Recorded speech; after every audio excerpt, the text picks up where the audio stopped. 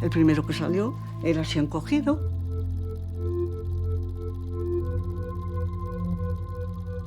Y todos les parecían que eran sus padres, que era tu abuelo, eran todos igual.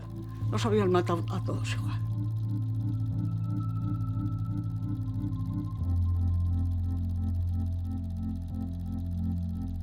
¿Con qué cariño los dejaban en el cajón? No os podéis hacer ni idea con qué cariño. Los dejaban despacito, como si les irían a hacer daño.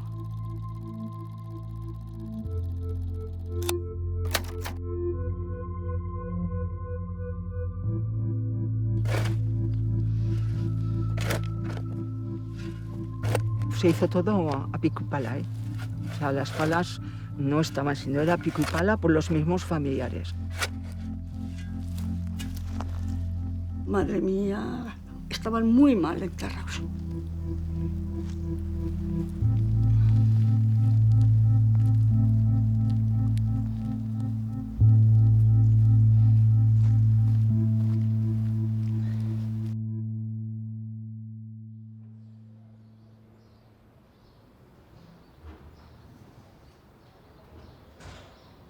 En Navarra pasaron auténticas burradas. Y mi padre en casa, poquica no contaba nada. Es que no hablaba. conversación de esta. No se hablaba. No. Yo a mi tío... Poquica conversación. Se ha muerto, se murió siempre que pues a mí mi abuelo que se había muerto. Pero si tú vas, Y ya sabelo todo. si tú vas al ayuntamiento, Ah, hombre, claro. en el ayuntamiento, en el registro de función, pone asesinados. Ah, sí. Sí. Cuando, con el 36, más o menos se sabe que había del clero gente con los nacionales que señalaban a gente para llevar, y había incluso curas o frailes que llevaban la pistola.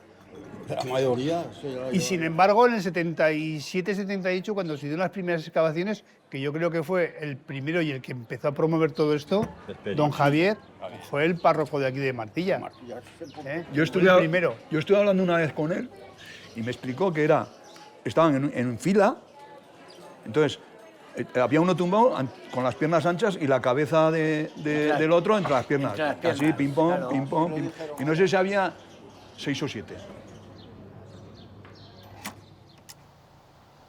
Orduña sin José Pitiso, de la Filomena. Murió el 22 de octubre, era campesino.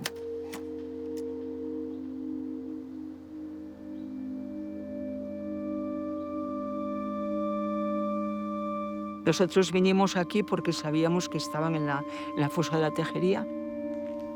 Cuando vinimos a por ellos, era un poco más adelante, hoy está todo bien arboleado, entonces era nada. Mi madre me decía muchas veces, verás, hemos de conocer a tío, porque le faltaba un diente. Salió de los primeros, pero recuerdo aquella fosa, no se me olvidará jamás. No se preocupe por mi madre. En el frente no todos mueren. Mis hermanos ya volverán. Adiós, madre de mi alma. Adiós, hermanas mías. Quien mucho os quiere, José Orduña. La ropa para entregar a Filomena Astín de Peralta.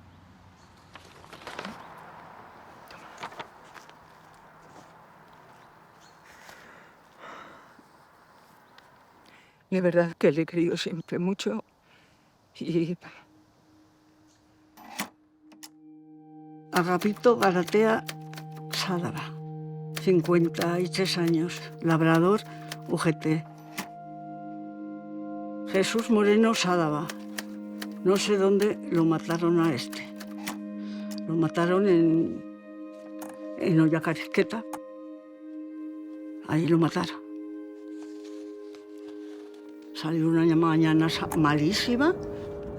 Bueno, estuvo lloviendo, pero estaban tan dispuestos ya a ir y consentidos a ir y traerlos que no hubo manera de que no iríamos.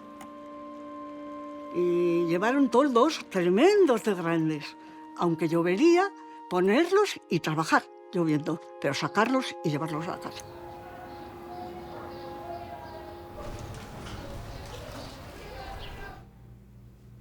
Cuando se descubrió, apareció una piedra así de grande. Les habían echado en la cabeza. Y levantaron, entre hombres, levantaron aquel pedrusco y empezaron a salir estos. Y es que impresionaba salir el verlos porque se notaban los que aún estaban vivos. ¿Sabéis en qué se notaba? Las costillas las tenían juntas. ¿Entiendes? Al hacer esto, las costillas se quedaron ahí y las bocas abiertas. Y eso impresiona, ¿eh? Eso impresiona muchísimo, sabiendo que allí además está gente de tu pueblo y gente de tu sangre. Y claro, pues tú decías, pues era mi abuelo. Todos eran tu abuelo, todos, porque cada cabeza que cogían y las llevaban, los hijos, ellos les parecían que eran sus padres.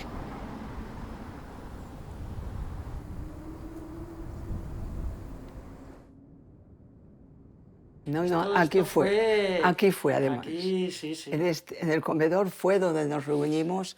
La primera vez nos reunimos 4, a los pocos días nos reunimos unos 10 y al sábado siguiente, en el mismo sábado de la semana, nos reunimos ya 20.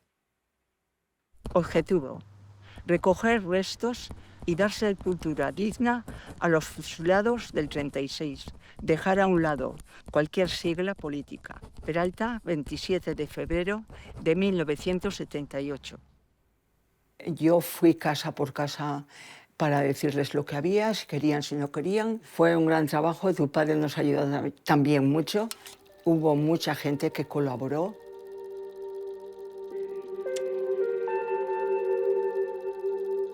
Yo recuerdo las mismas fichas de mi padre que servían de soporte para saber si, pues no sé, si tal persona llevaba una chaqueta de tales características o tales botones. Claro, buscábamos detalles de estos. Aparte de que como nos unimos todos los pueblos de una manera u otra, todos teníamos detalles de unos y otros, ¿no? Mi padre, conocedor del valor que tenían los datos más físicos de esas personas cuando fueron fusiladas, era un tema que le preocupaba muchísimo. Lo que les proporcionó, sobre todo, fue un no partir de cero, partir de algo. Aquello se hacía de una manera, vamos a decir, alegal. Entonces, tenía un punto también de clandestinidad, con unos riesgos para la integridad de la vida de las personas que estaban ahí grande, porque bueno, pues las amenazas estaban ahí, con un valor tremendo, con mucho miedo, pero a su vez con mucho arrojo para conseguir recuperar a los suyos. Y estaba la emoción profunda de, bueno, pues de descubrir y de darle una sepultura digna a esa persona que la habían arrebatado de casa y de la cual ni se podía hablar durante 4 décadas, ¿no? Que esa familia había llevado en el silencio más absoluto ese drama, ¿no?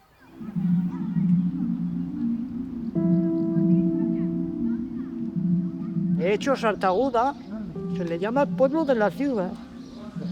De hecho, adherió al 36, que se quedó. A una abuela mía y a unas cuantas mujeres del pueblo les cortaron el pelo, la llevaban por el pueblo, vimos de Sartaguda, y les decía, gritad lo que yo diga. Somos de Sartaguda, somos las putas de Sartaguda, somos putas de Sartaguda, por todas las esquinas. Llevaría Arriba las putas, que somos nosotras. Y toma. Les obligaban a decir eso, ¿eh?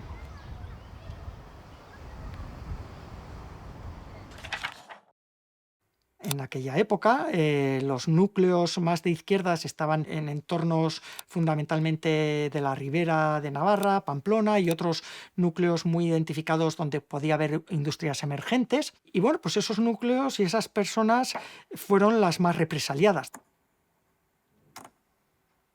En Navarra no hubo frente de guerra. Entonces, los más de 3.400 fusilados que tenemos en Navarra son asesinados a sangre fría, que iban a sus casas, los cogían y los fusilaban.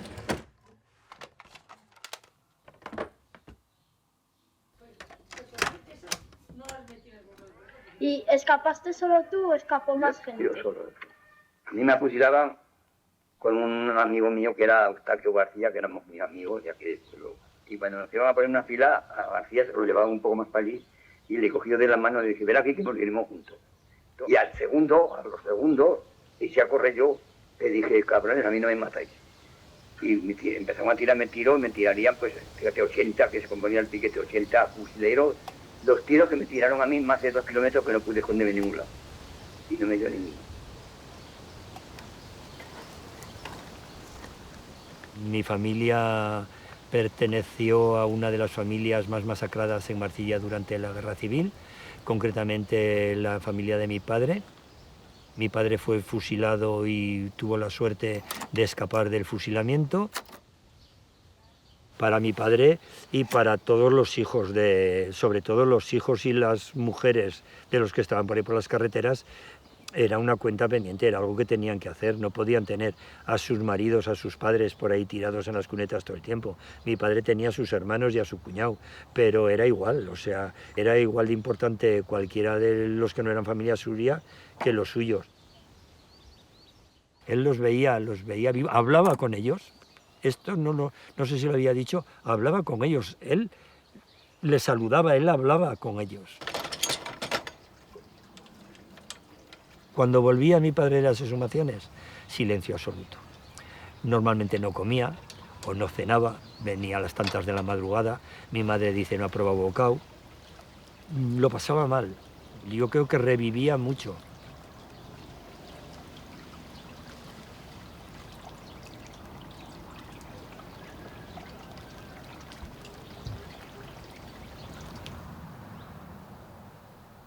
Fue algo para calmar el dolor. Por supuesto que te dolía mucho, pero al mismo tiempo es una satisfacción tan grande. Ver a tus mayores con la alegría de saber que estaban ya en casa, que eso no se paga con ningún dinero. Y están todos juntos. Porque entonces no existía como hoy existe, que pueden saber cuál es cada cual. Pero entonces no. Entonces, pues claro, todos juntos, todos habían sufrido igual, habían sido compañeros, eran del mismo pueblo y están todos en el panteón, en las mismas cajas. Sacaban huesos que creían que eran de sus familias, igual eran de otros. Ahí está. Tú piensas que Claro, mi eran de tío, otros. mi padre, pero ¿de quién sería? Pon, anda, busca Aquí una... trajeron 2 urnas grandes con huesos, pensando que eran toda gente de Sartaguda. La de Sartaguda, de Mendavia, de Cárcal, de Lobosa, de sabe Dios de dónde. Sacaban huesos, algunos identificaban porque llevaba igual algún anillo. Entonces anillos, ya la sabes. mayoría, No había ni... Anillos ni hostias. claro, la mayoría no Ni sabían relojes. dónde venían los huesos. Hoy se podría identificar, pero entonces sí no llevaban nada. Más que una camisa rota y mala.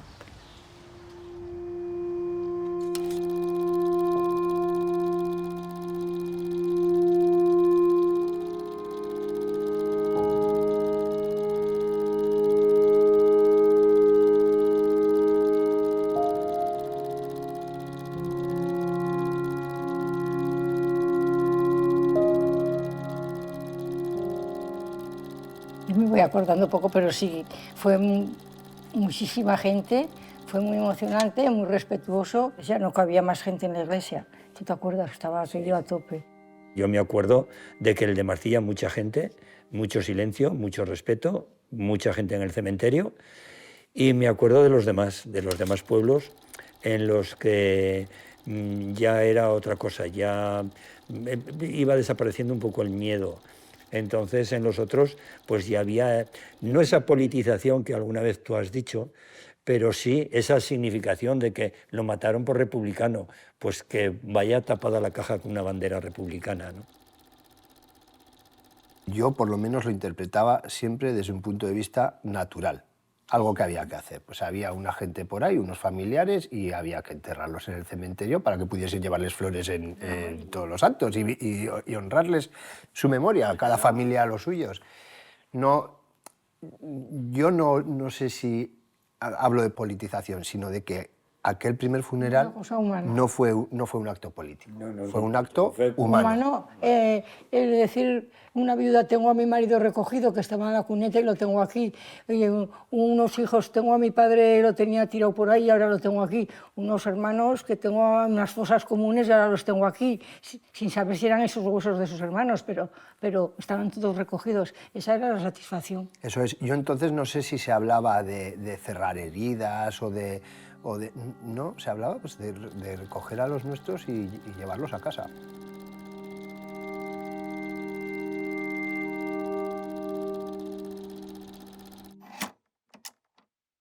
Eloy Resano Caparroso murió en jurisdicción de Acero, distrito de Mendaza, el 27 de julio de 1936, por la lucha nacional. De lucha nacional, nada, porque mi abuelo no luchó.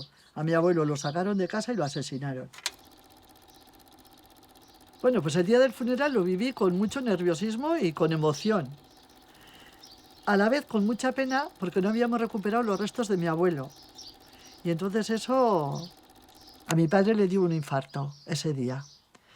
Y a partir de ahí, en mi casa ya no se volvió a hablar del tema, hasta muchos años después.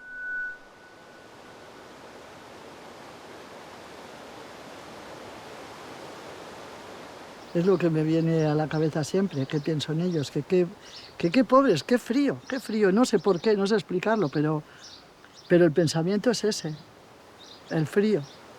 Y luego la incertidumbre de qué habría pasado antes de fusilarlos, lo que les habrían hecho los pobres. Eso habría también pasado? Lo pensamos muchas veces, cómo les habrían tratado, o cómo... ¿Qué es lo que pasaría antes, cuando los llevaban en el camión, cuando los han tenido en la cárcel, antes de fusilarlos? ¿Qué será lo que les habrían dicho? Eso sí que es una incertidumbre y un pensar que, no sé.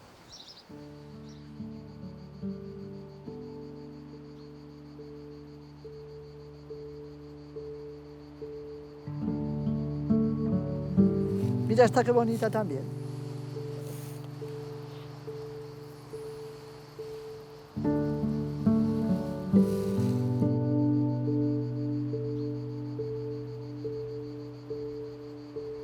Ahora mismo, sin Benito, pues, no sé, me faltaría algo muy especial. Es que Benito para mí es que es algo especial. Y siempre le he recordado, y siempre, desde que estamos viviendo juntos, sí, es algo especial.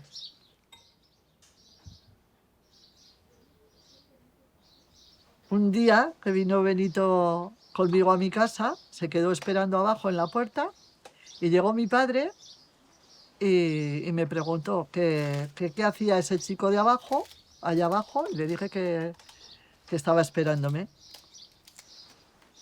Me dijo que a ver quién era, se le cambió la cara y me dijo, baja y le dices que se vaya, que tú con él no vas a ir ya más a ningún sitio. Y estuvimos 35 años sin vernos. Pero yo siempre me acordaba de aquel chico. Pues un día ya no aguantaba más, le llamé a un amigo suyo y le dije, oye, mira, ¿qué te parece? ¿Qué hago? Pues mira, se lo debías decir. Nos sentamos así uno frente al otro, le cogí las manos y le dije, bueno, ¿tú te acuerdas cuando mi padre no me dejó ir contigo? ¿No sabes por qué? Pues no. Esto fue porque tu padre era uno de las 7 personas que fueron a por mi abuelo. Se quedó fatal, fatal.